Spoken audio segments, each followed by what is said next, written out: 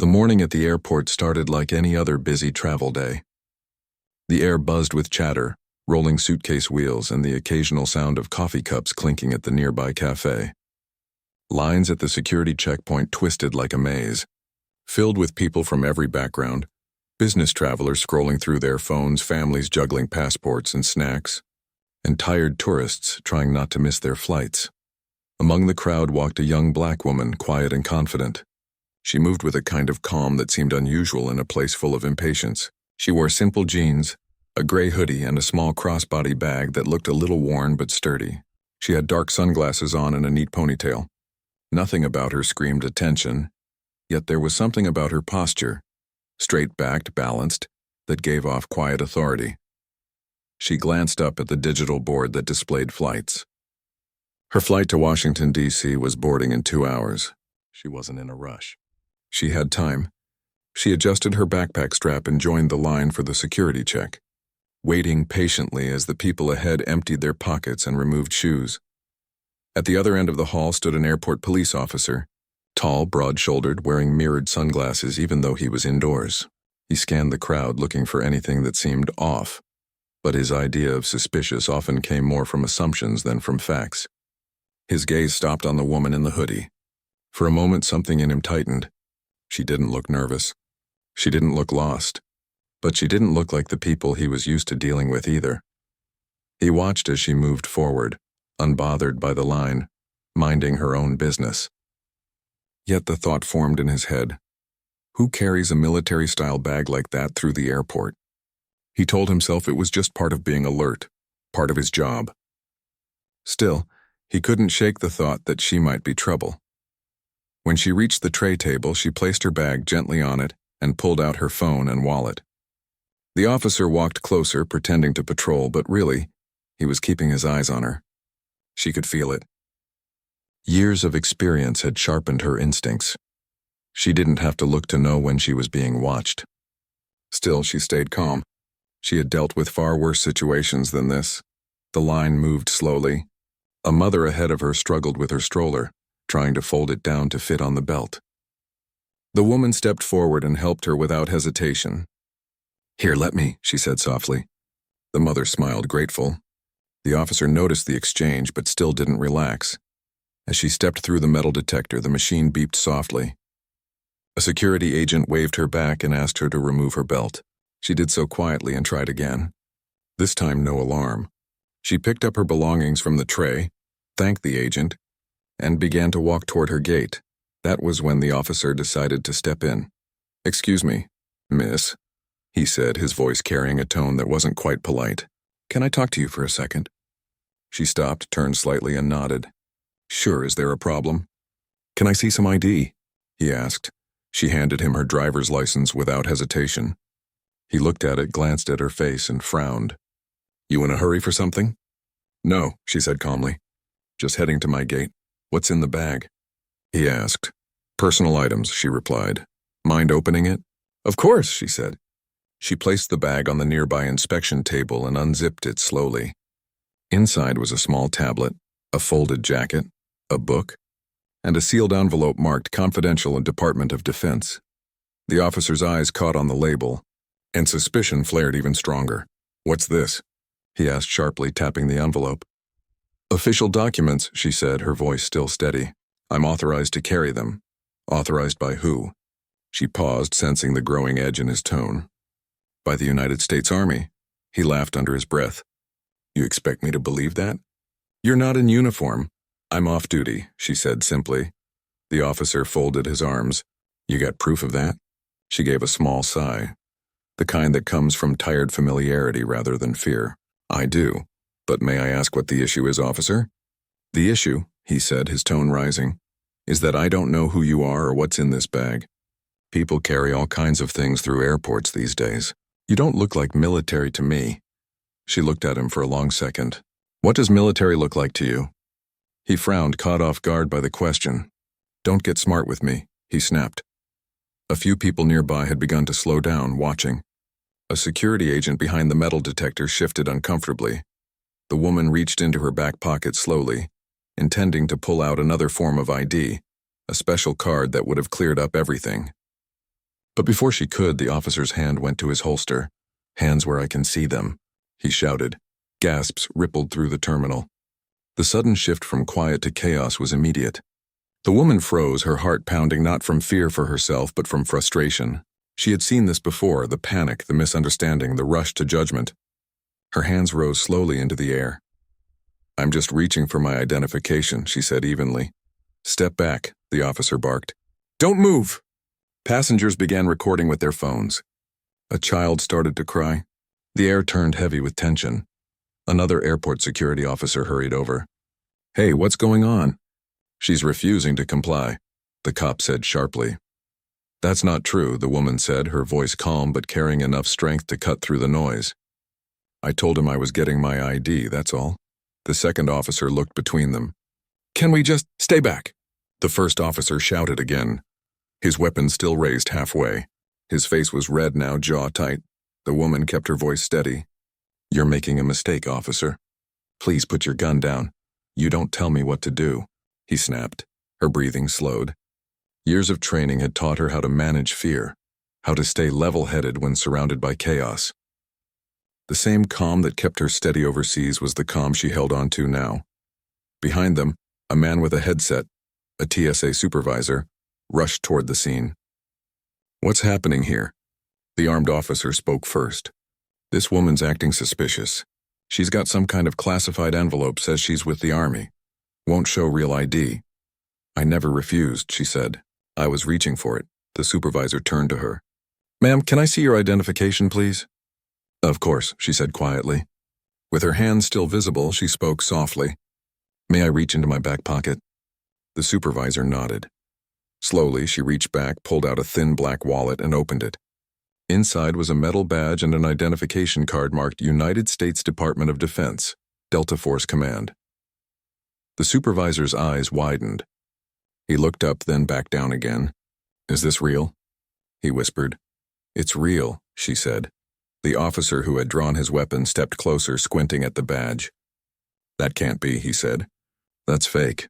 You can buy those online." The supervisor frowned. "I don't think so. Look at the clearance code." But the officer wasn't listening. He was caught between embarrassment and stubborn pride. "You're not fooling anyone," he said. The woman said nothing. She had seen men like him before, quick to judge, slow to learn. More TSA agents arrived. Someone spoke into a radio, calling for the federal liaison. The air was thick with whispers now, passengers filming from every direction. The woman stood still, not out of fear, but because she understood the moment. Every gesture mattered. Every word could be twisted. Minutes felt longer than hours. Eventually, a man in a dark suit approached, flashing his own badge. "What's going on here?" he asked firmly. The supervisor pointed at the woman. She showed this ID. The suited man took it, examined it closely, then looked up at the woman. "Commander, my apologies," he said immediately, lowering his voice. "You shouldn't have been stopped." The officer blinked. "Commander?" The suited man turned to him, his tone sharp. "Yes, Commander. She's with Delta. You just pointed your weapon at a federal officer with top clearance." For a second, silence swallowed the entire hall. The officer's face drained of color. He stammered, I didn't, she didn't say." "She told you." The man cut him off. "You just didn't want to hear it." The woman still hadn't moved. She slowly lowered her hands. Her voice was calm when she spoke. "Are we done here?" The man nodded respectfully. "Yes, ma'am. I'll make sure you're escorted to your gate." She turned slightly toward the officer. "You should be careful who you aim fear at," she said quietly.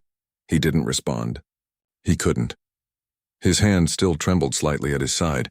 As she picked up her bag and began to walk away, the crowd parted. People watched in silence, and some in awe, some ashamed, some angry on her behalf. The phones that had been recording slowly lowered, though everyone knew the videos would soon find their way online. She didn't look back.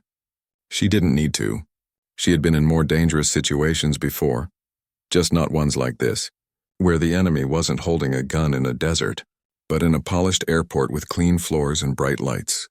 At the gate, she sat down quietly, setting her bag on her lap. Her heart still beat faster than usual, but she controlled her breathing until it slowed again. An airport staff member approached hesitantly. "Ma'am," he said gently.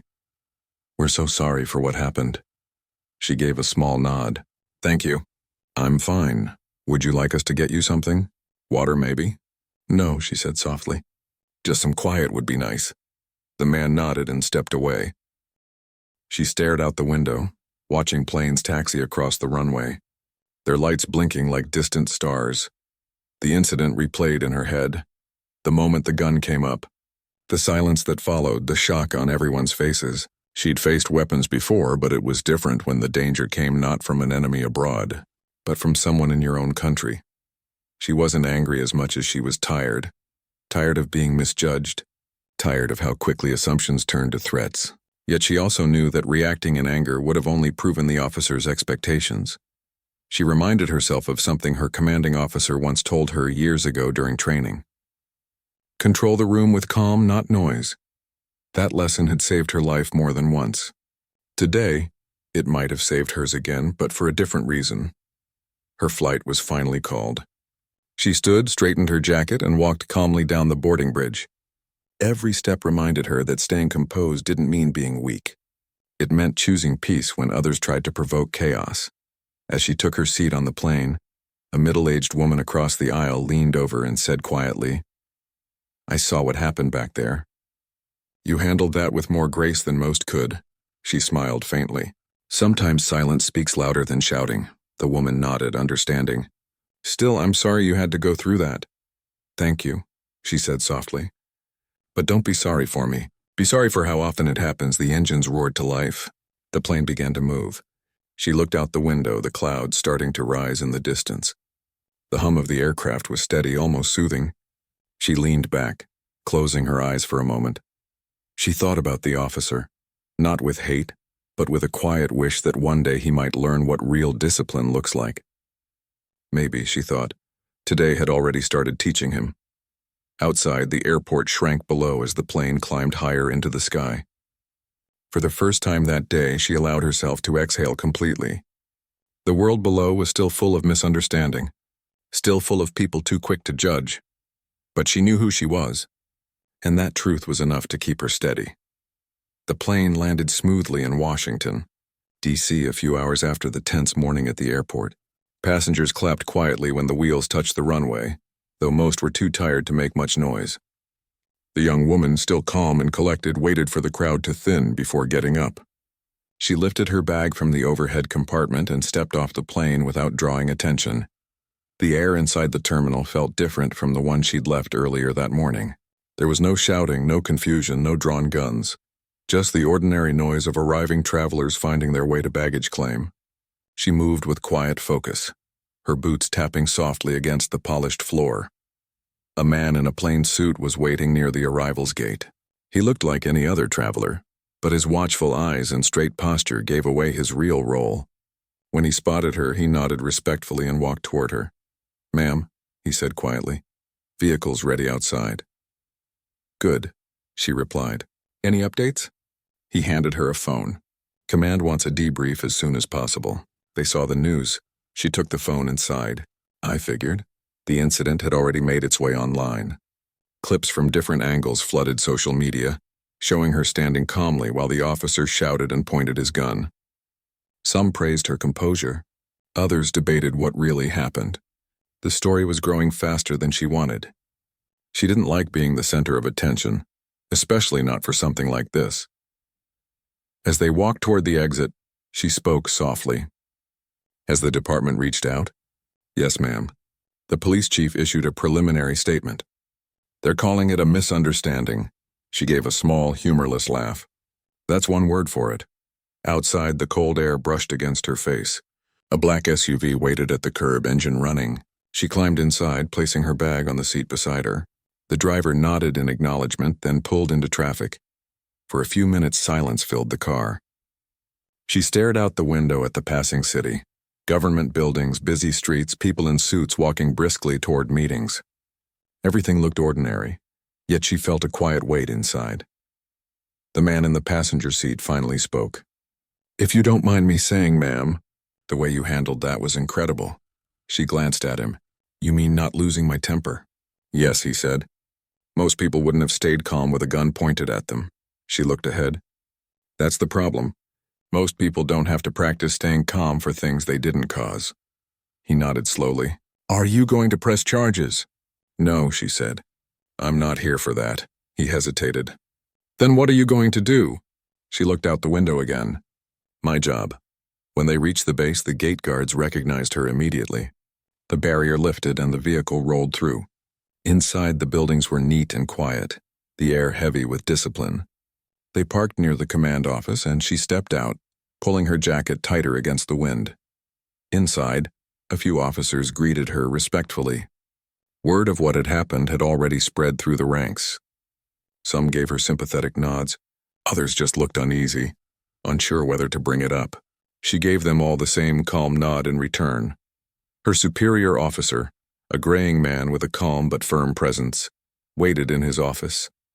He rose when she entered. Commander, he said, gesturing to a seat. I saw the footage. She sat down quietly. I figured you would. You handled yourself well, he said. Better than most would have. I can't say I'm surprised. It shouldn't have happened at all, she replied softly. He sighed, leaning back in his chair. No, it shouldn't have. But you know how the world is. People see what they expect to see, she nodded. That's what worries me. It's not about one man with a gun. It's about how many others think like him. He watched her closely. You're not planning to make this public, are you? She shook her head. No, I didn't join the service to chase cameras. I'll let the system deal with him. Her superior nodded approvingly. Good. That's the right call. He paused, then added quietly, but don't think it'll disappear quickly. Things like this stick around. People will want to hear from you. I'll speak when it's time, she said, but not for fame. For the message, he smiled slightly. That's why you're in the position you are. She gave a small nod. With respect, sir, can I be dismissed? I have a report to finish. Of course, he said. And Commander, it's good work keeping your composure. It reminded people what real leadership looks like. She stood, saluted, and left the office. Back in her quarters, she sat by the small desk, turned on her laptop, and began writing the report. But her thoughts kept drifting to the airport. The fear in people's eyes, the anger in the officer's voice, the quickness with which things could have gone horribly wrong. It wasn't the first time someone underestimated her. Throughout her career, she had faced doubts, not because of her skill or discipline, but because she didn't fit the picture people had in their heads. Too young, too calm, too different. Yet every mission she led proved them wrong. Still, this incident had hit deeper than usual. It wasn't about her being an officer or a commander. It was about something more basic, about being seen as a threat before being seen as a person. She closed her laptop and leaned back, rubbing her temples. She needed air. Outside, the sun had started to set, painting the sky orange and gold. She walked across the quiet courtyard toward the training field. A few younger soldiers were practicing drills, their voices echoing faintly in the distance. She stopped to watch for a moment. One of the trainees noticed her and straightened up immediately. Ma'am, he called out, saluting. At ease, she said. You can keep training, he hesitated. Ma'am, if I can say something. Go ahead. I saw the video, ma'am. The one from the airport. I just wanted to say, you handled it like a true soldier. She smiled faintly. Thank you. But you don't have to call me a soldier for that. Just handling it like a person would have been enough. The young man nodded respectfully. Still, it meant something to see it. To see someone like you stay calm in front of that kind of hate. It makes us proud. She looked at him for a long moment. Then make sure you carry that forward. Not with anger, with discipline. That's how you make a difference. He nodded again, more firmly this time, and returned to his drills. She stood there for a while longer, listening to the sound of boots hitting the ground in rhythm. Later that night, when she returned to her room, her phone buzzed. It was an unknown number. She hesitated, then answered. Commander, a deep voice said. Yes, she replied cautiously. This is Chief Daniels from the Metropolitan Police Department. I wanted to apologize personally for what happened at the airport. Her tone stayed neutral. I appreciate the call. The officer involved has been placed on administrative leave pending investigation, he continued. We're reviewing procedures and training requirements as well. This shouldn't have happened. No, it shouldn't have, she said quietly. But I'm not looking for revenge. I just hope something changes after this. I understand, he said. If there's anything we can do, there is. she interrupted gently. Make sure your officers are trained to see people before they see color or assumptions. There was a long pause on the other end. Then he said, You have my word, Commander. Thank you, Chief. Focus always grounded her, but that conversation stayed in the back of her mind, echoing quietly. That evening, as she walked toward the mess hall, one of the younger officers caught up to her. Ma'am, I heard you met with the officer today. She glanced at him. Word travels fast, he smiled faintly. It always does around here. She didn't smile back, but her tone was softer. Yes, I met him. How did it go? As well as it could, she said. He apologized. I believe he meant it. That must have been hard, facing him again. It wasn't easy, she admitted. But sometimes the hardest meetings are the ones that matter most. He nodded thoughtfully. I hope he learns from it. Me too, she said quietly. They walked the rest of the way in silence. The next few days were busy. News coverage of the airport incident had finally begun to slow down, replaced by other headlines. But every now and then, someone still recognized her, at the base, at the grocery store, even once at a cafe downtown. They would whisper or approach her with quiet respect. Are you the woman from the airport video? One woman asked timidly as she waited in line. Yes, she said simply. I just wanted to say thank you, the woman said. The way you handled that, it made me think. My brother's a police officer. I showed him the video. He said it opened his eyes. She smiled softly. That means more than you know. Moments like that reminded her why she'd chosen to stay calm, why she hadn't reacted in anger or fear. Because even one small act of composure could ripple farther than she could ever see. That night, back on base, her superior stopped by her office. You've made an impact, Commander, he said, setting down a report. The department's expanding its training program nationally. They're citing your case as an example of how bias can escalate situations unnecessarily. She looked up, surprised. They're using that as a case study? He nodded. Yes, and they've requested you to speak at a leadership conference next month. Nothing formal, just to talk about staying calm under pressure. She hesitated. I'm not much of a speaker, he smiled. You don't have to be. Just be who you are. That's what people respond to. She thought for a moment, then nodded. All right, I'll do it. When the day of the conference arrived, the auditorium was filled with officers, military leaders, and public officials. She stood on stage, no script in her hand, just honesty. She spoke simply, telling them about fear, how it hides behind authority, how it can twist instincts, and how the only real strength comes from control.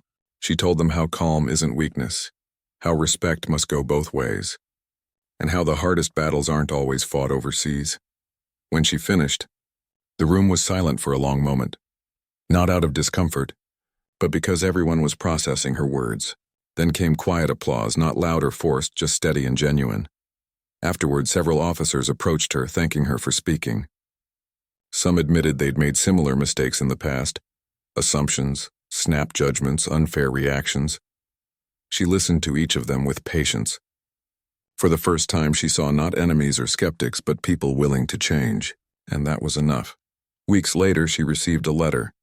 It was from the same officer she had met in that quiet room. The handwriting was neat but hesitant. He wrote about his continued work in the training program, about the community outreach events he now helped organize. He wrote about the people he'd met, those who had been mistreated, those who had stories similar to hers. And finally he wrote, You taught me something I'll never forget, that control isn't about power, it's about respect. I can't undo what I did, but I'll spend the rest of my career trying to be the kind of man who never does it again.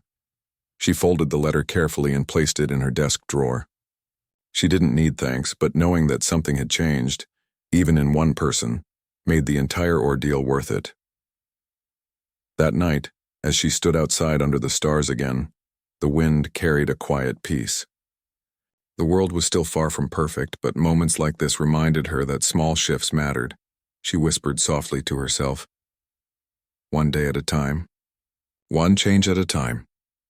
And with that, she walked back toward the barracks, ready to face whatever came next, not with anger or bitterness, but with the same calm strength that had carried her through everything before.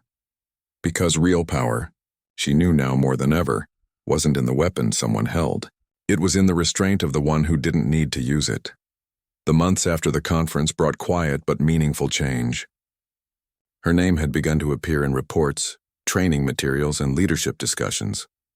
Not because she sought fame, but because her story had become a turning point for how people talked about bias and restraint. It wasn't just an incident anymore. It was a lesson being passed from one training room to another. She didn't enjoy the attention much. She preferred the quiet structure of her work, missions, briefings, early mornings, and long nights filled with focus and discipline. But she knew that her experience had stirred something larger than herself, and she accepted that responsibility with calm dignity. One morning, she received a call from the director of the Defense Department. It wasn't common for him to call her directly. His tone was respectful but direct. "Commander, I wanted to thank you personally. Your recent speech and the follow-up program have led to several law enforcement units changing their engagement rules. You've done more than most realize." She listened, humbled but not overly proud. "Thank you, sir," she said. "I just did what I thought was right." "That's exactly why it mattered," he replied. After the call, she sat quietly at her desk for a moment, letting those words sink in. Sometimes doing what's right didn't mean loud protests or big announcements. It meant steady action, one honest step at a time. Later that day, she joined her team for a field exercise outside the city. The group had grown since her last mission, more diverse, more aware. There was a sense of unity that hadn't been there before. During the break, one of the younger recruits approached her hesitantly. "Ma'am, can I ask you something?" "Of course," she said. "I saw your story on the news a while back," he began. "I didn't realize it was you until last week. It made me think about something. How do you stay calm when people treat you unfairly?" She smiled slightly, the kind of smile that came from understanding, not amusement. "Calm doesn't come naturally," she said. "It comes from experience. I've learned that anger might make you feel strong for a moment, but it doesn't change anyone's mind. Staying calm gives you control, and control helps you decide what happens next." The recruit nodded thoughtfully. "I want to be like that. I lose my patience too easily." She looked at him kindly. "Then start small. Every day gives you a chance to practice patience. It's like training any other skill. You get stronger the more you use it." That conversation stuck with him.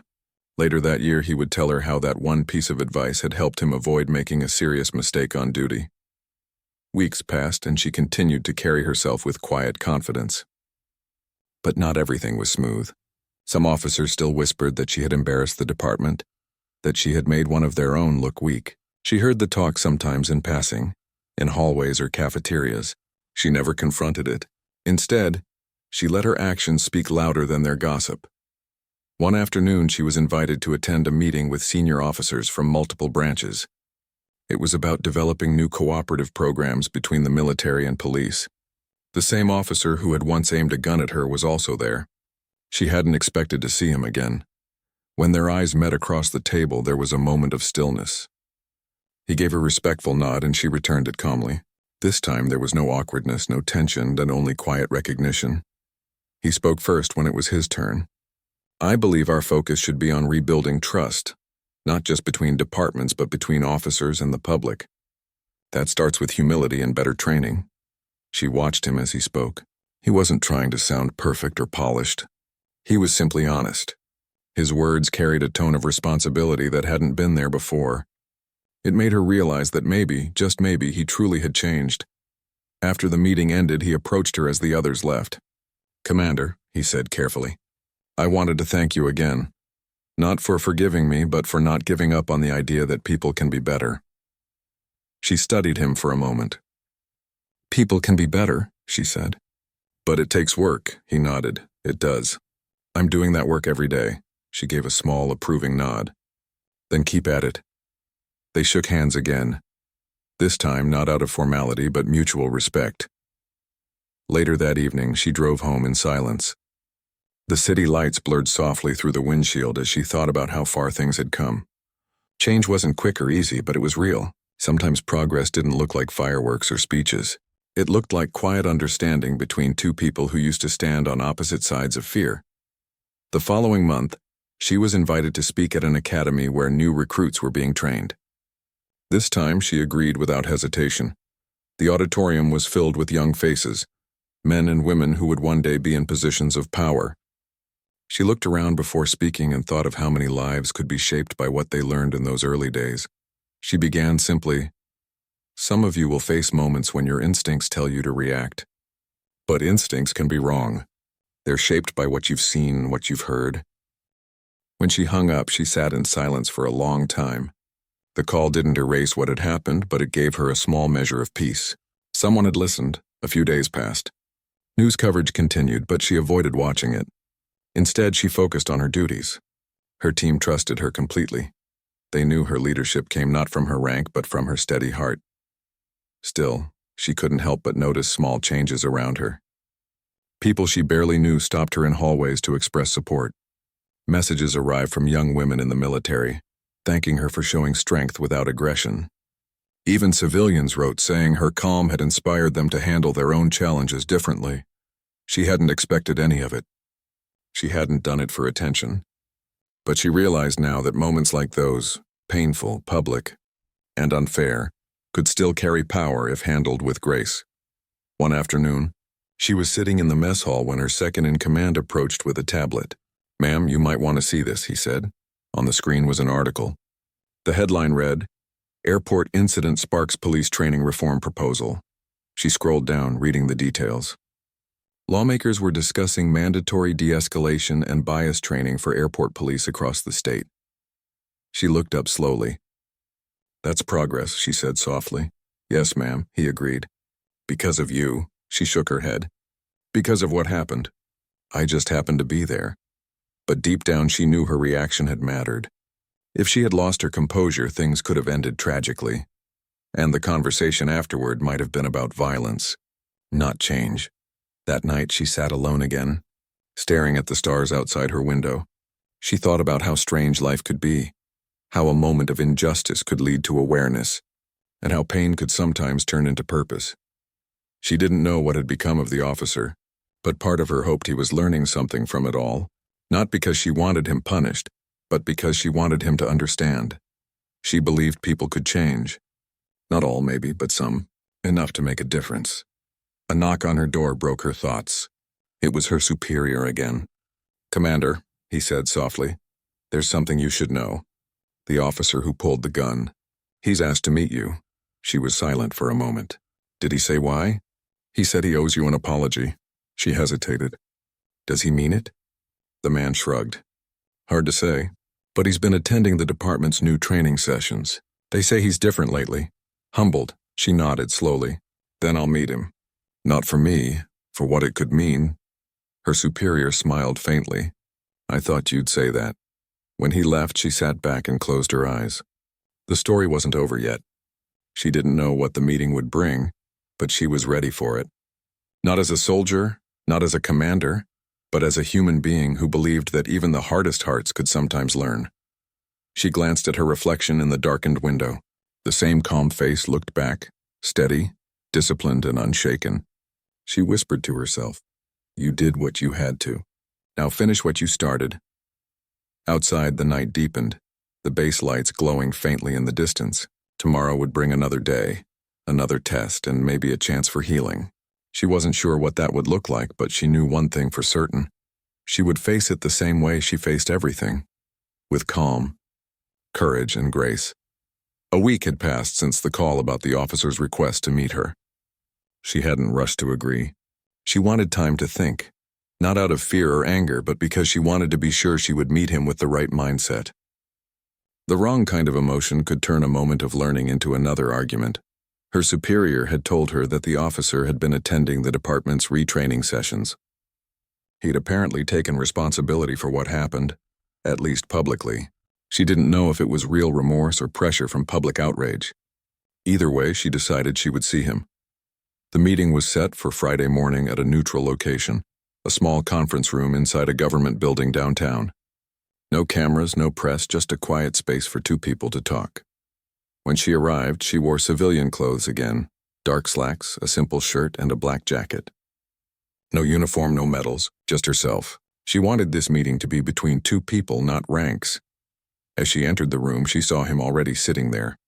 The same officer who had once pointed a gun at her now looked very different. His shoulders slumped slightly, his eyes tired. He wasn't wearing his full uniform. just a plain police shirt with no visible weapon. He stood quickly when she entered, unsure whether to offer his hand. She gave a small nod but didn't extend hers yet. "Officer," she said simply. "Commander," he replied, his voice quieter than she expected. They sat across from each other, a small table between them. For a few moments, silence filled the room. The hum of the air conditioner was the only sound. Finally, she broke the silence. "You asked to see me?" He nodded slowly. "Yes, ma'am." "I did. Why?" He took a breath. "Because I needed to apologize. Not just to you, but to the person I was that day." Her expression stayed neutral. "Go on." He rubbed his hands together, looking down. "I don't know what I was thinking.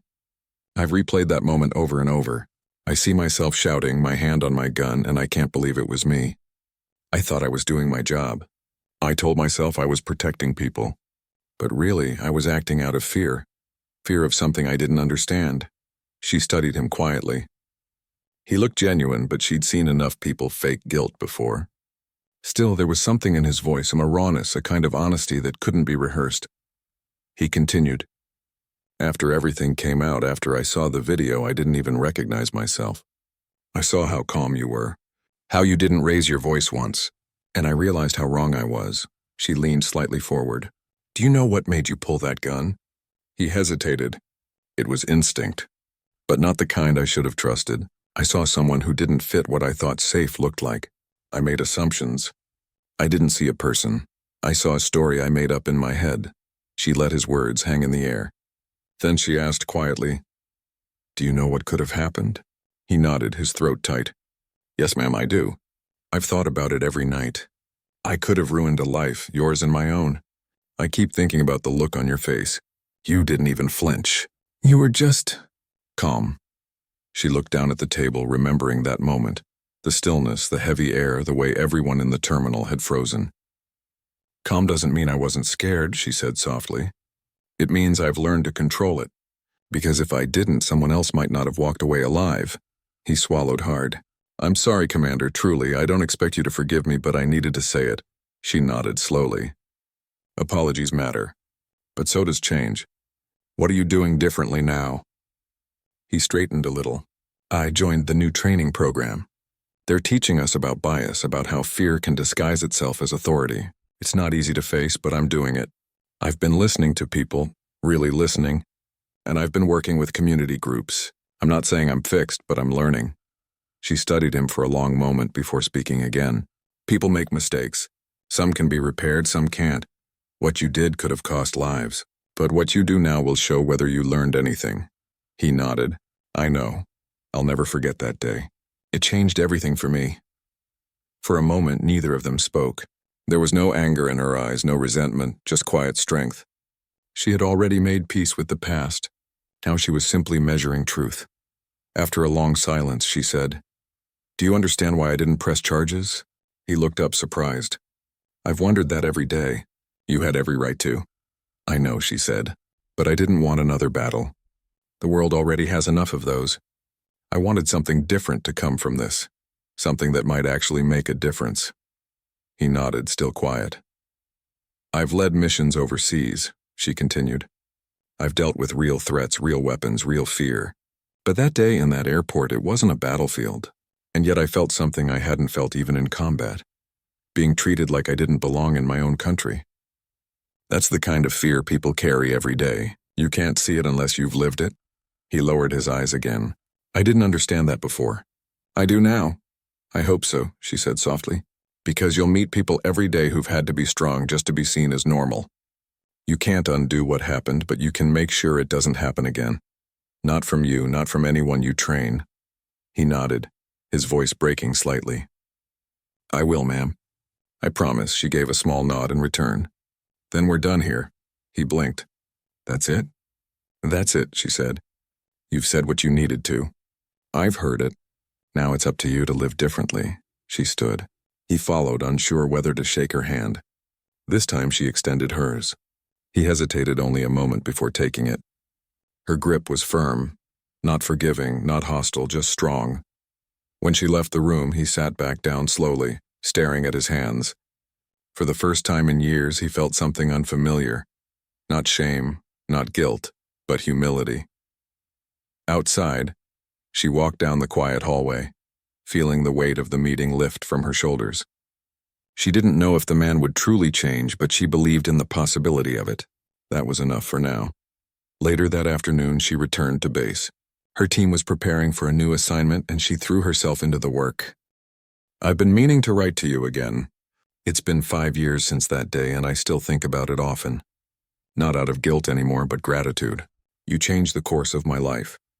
I mentor young recruits now. Every time I teach them about control and humility, I think of you. I don't know if I'll ever make up for that mistake, but I know I can help others avoid it. Thank you for giving me that chance." She read the letter twice before folding it neatly and placing it beside the first one. She didn't need to reply. His words said everything. Forgiveness had already been given long ago, not in words but in choices, his and hers. Months passed, and she continued teaching. Her classes grew more popular, not because of flashy titles or medals, but because her lessons were simple, honest, and rooted in real life. She told stories that mattered, stories of calm, courage, and the quiet power of doing what's right even when no one was watching. One afternoon after class, a young woman approached her. "Ma'am, can I ask something personal?" "Of course," she said gently. "How did you forgive him?" "The officer who, you know." The commander thought for a moment before answering. "Forgiveness isn't saying what happened was okay. It's saying you won't let it control you anymore. Anger can chain you to the past. Forgiveness frees you to move forward." The student nodded slowly, her eyes thoughtful. "I think I understand. It takes time," the commander added. "But one day, you'll realize forgiveness is more for you than for them." That conversation stayed with the young woman. Years later, she would tell her own students that same thing, passing the wisdom forward just as it had been given to her. The commander's life had settled into a steady rhythm, but one morning a call changed that quiet flow again. The Defense Department was organizing a global summit on peacekeeping and crisis management. They wanted her to speak, not as a soldier or commander, but as someone who had lived through the consequences of fear and turned it into learning. She hesitated at first. Public speaking was never her favorite thing, but something about this invitation felt right. Maybe it was time to tell her story one more time, not to relive it, but to remind the world that calm courage could save lives. The summit took place in Washington, inside a vast hall filled with officers, leaders, diplomats, and civilians from around the world. She stood backstage, holding her notes, but knowing she wouldn't really use them. Her story wasn't one that needed memorizing. It lived in her heart. When her name was announced, the crowd applauded politely. She walked to the podium, looked around, and took a slow breath. "Years ago," she began softly, "I stood in an airport terminal, unarmed, while someone pointed a gun at me. He thought I was a threat. I wasn't. But in that moment, fear decided for him, and fear almost took everything from both of us." The room went still. Her tone wasn't angry. It was calm, even tender. That day could have ended in tragedy, but it didn't. Because I chose not to react with anger. I chose to stay still, to stay calm. That decision didn't just save my life, it changed his. She paused, letting her words settle. Fear can disguise itself as authority. It can whisper that power means control, but real strength doesn't come from force. It comes from understanding, from restraint, from the choice to see a person instead of a stereotype. A quiet murmur of agreement spread through the hall. She continued, "I didn't forgive him because he deserved it. I forgave him because I wanted peace. And peace isn't a reward, it's a responsibility. We build it through patience, honesty, and humility." She ended her speech not with applause in mind, but with hope. If one story can change one person and that person changes another, then maybe we don't need miracles to fix the world. Maybe we just need a little more understanding. When she finished, the hall rose to its feet. It wasn't loud or dramatic, just steady, heartfelt applause from people who understood that truth didn't need shouting to be powerful. After the speech, several attendees came to meet her. Among them was a young officer from another country who said softly, "Your story is known everywhere now. It reminds us that calm can save more lives than force." She smiled. "Then it's worth sharing." That evening, as she left the venue, the officer she had once met years ago was waiting near the exit. He had aged a little, more gray in his hair, a few deeper lines on his face, but his eyes carried peace. "Commander," he said warmly. She smiled. Officer, it's been a long time. It has, he said. I was in the audience. You spoke beautifully. Thank you. They walked together for a moment in the quiet hallway. There was no tension between them, only mutual respect. I wanted to tell you something, he said. I'm retiring soon. I've been mentoring young officers these last few years. Every class I teach, I tell them about you, and not by name, but by lesson. I tell them about control, calm, and courage. I thought you should know. She looked at him for a long moment. You've done well, she said sincerely. He nodded, his voice softer. Because you showed me how. They shook hands again, and this time it truly felt like closure, not just between two people, but between two versions of themselves. When she returned home that night, the sky was clear. The stars above looked brighter than they had in years. She sat outside with a blanket around her shoulders and thought about everything that had happened. All the twists, the pain, the lessons, and the unexpected grace that had come from one terrifying moment years ago. Life had a strange way of teaching lessons. Sometimes it broke you first, only to rebuild you stronger, wiser, and gentler. She picked up a notebook from her side table and began to write. Not an official report or a lecture, but a personal reflection. A letter to her younger self.